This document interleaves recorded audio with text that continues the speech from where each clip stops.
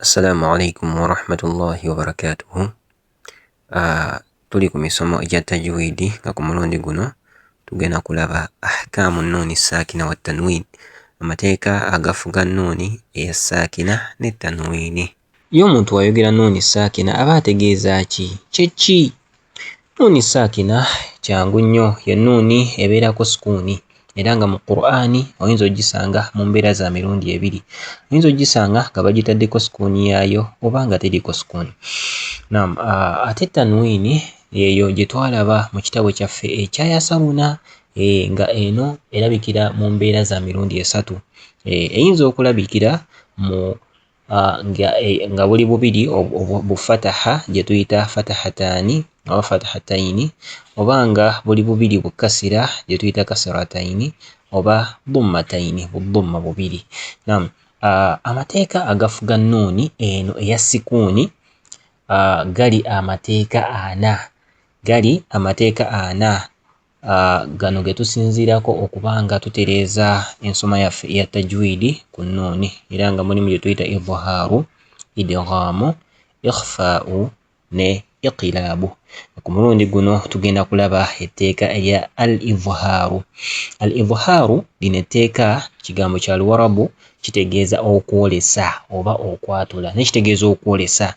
Naam, Abawarabu mu njogera yaabwe bwe babanga boogera, bo baalinga nuni bwe bagisanga ng'eriko sukuuni mu bigambo byabwe, baalinga bagikolako ekimu ku bino ebina.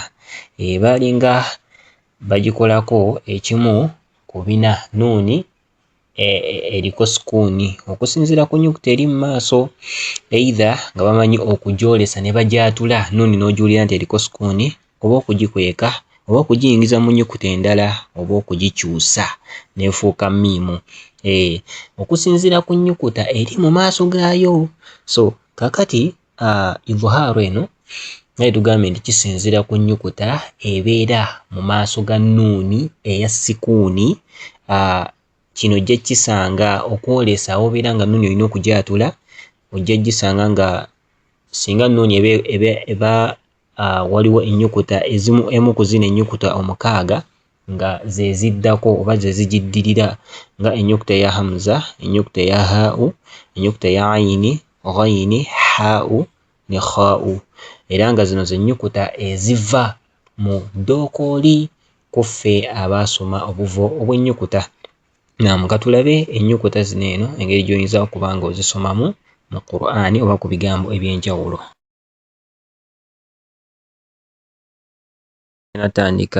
Tugenda tandika n'ennyukuta eya hamza.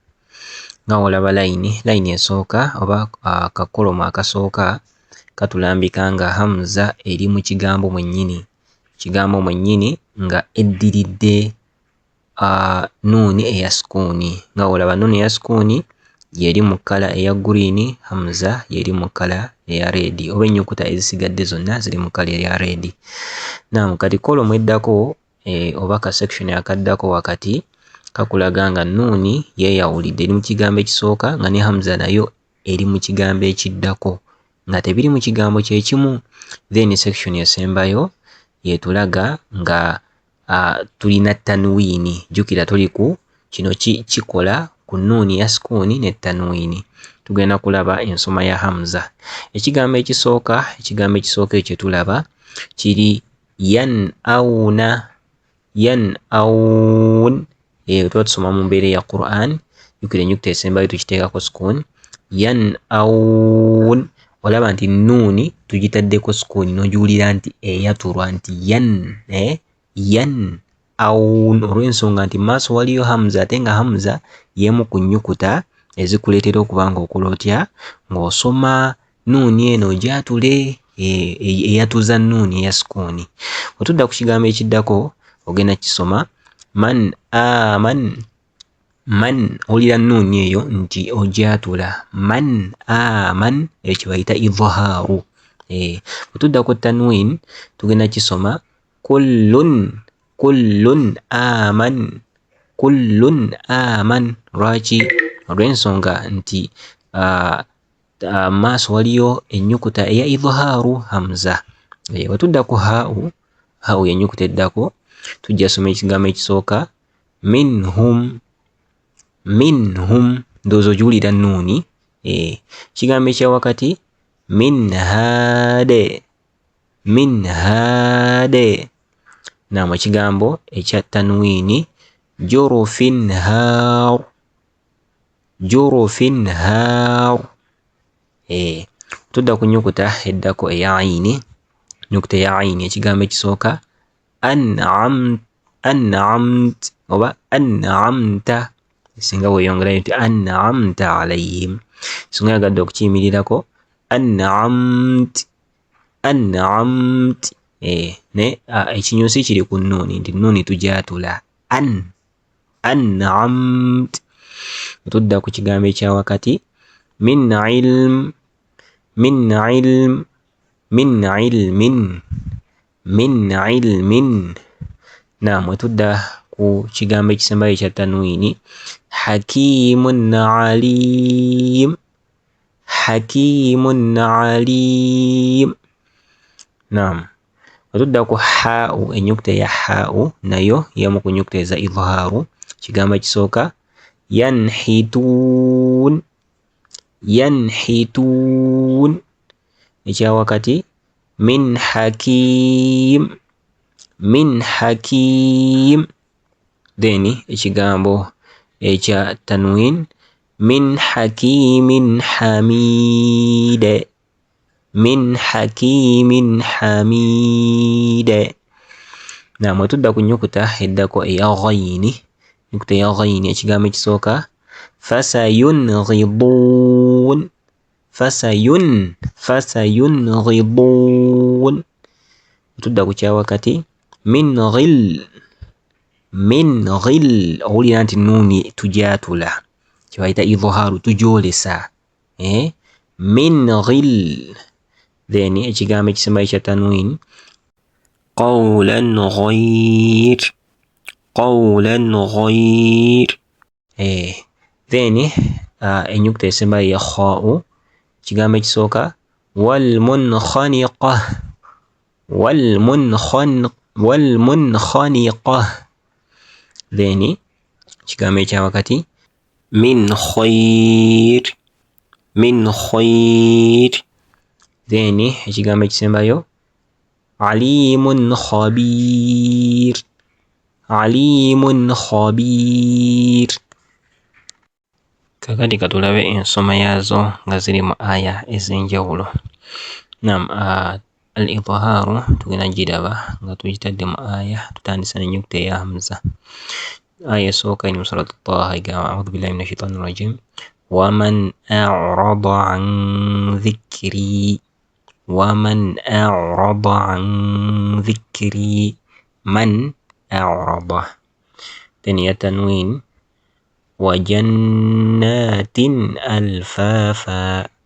Wajannatin alfafa. Owulira nti tujaatula tin alfafa. Naam, kati tugenda ku nyukuta endala, ennyukuta eya ha'u. Ennyukuta eya ha'u aya esoose wa minhum duna dhalik. Wa minhum. Wa minhum. Wa minhum duna dhalik. Tugenda ku ya tanwini egamba walikulli qawmin hade. Qawmin hade. Qawmin hade. Naam, enyukuta yaffe eddako mu nnyukuta eza idhaaru tulinamu ennyukuta eya ayini. Allah agamba ma lahum min Allahi min aasim. Min aasim. Owulira nti nnuuni tujaatula min aasim. Ate bwe tudda ku sayidi ya tanwini Allah n'agamba mu suratu al-Baqara wa huwa bikulli shay'in alim. Owulira nti tanwini tujaatula, tetuwuunawo nti shay'in, nedda shay'in alim. Shay'in alim. Naam, ennyukuta endala mu nnyukuta zaffe tulinamu ennyukuta eya haa'u. Allah tegeeza وكانوا ينحتون من الجبال بيوتا آمنين. وكانوا ينحتون emphasis eri ku kigambo yanhitun. Then mu tanwin Allah n'agamba nti inna Allaha azizun hakim. Naam, ennyukuta eddako mu nnyukuta zaffe eza idhaaru tulina ennyukuta eya ghayini. Ennyukuta eya ghayini Allah ategeeza nti wala ta'amun illa min ghislin.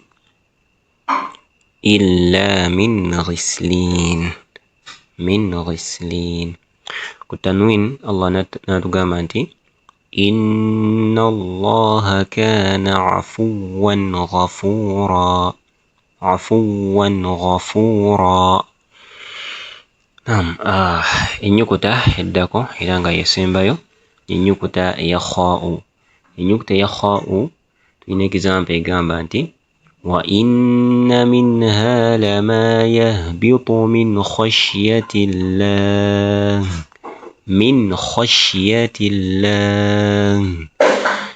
Then ku side ya tanwini tulinamu faman ya'mal mithqala dharratin khayran yarah. Omuntu ayinza okwebuuza ennyukuta zino nga ziyinza okunkaluubiriza okuzitegeera. Kino kyangu. Mu Qur'ani balina engeri ey'enjawulo gye baaziripresentingamu tanwiini, naddala ku tanwiini. Tanwiini eno etulambika oba ogisanze nti wanene waliwo idhaaru. Kasita ogisanga ng'eri mu mbeera bw'eti nga bommatayini zibanga ezeeweese, then buno fatahatayini ne kasratayini ziba zenkana. Ziba zenkana ku sides zombi.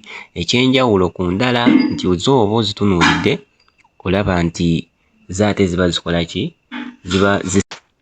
Bommatayini oziraba nti olaba buddumma bubiri nga tebuli wamu, tebweweese nga kali aka idhaaru.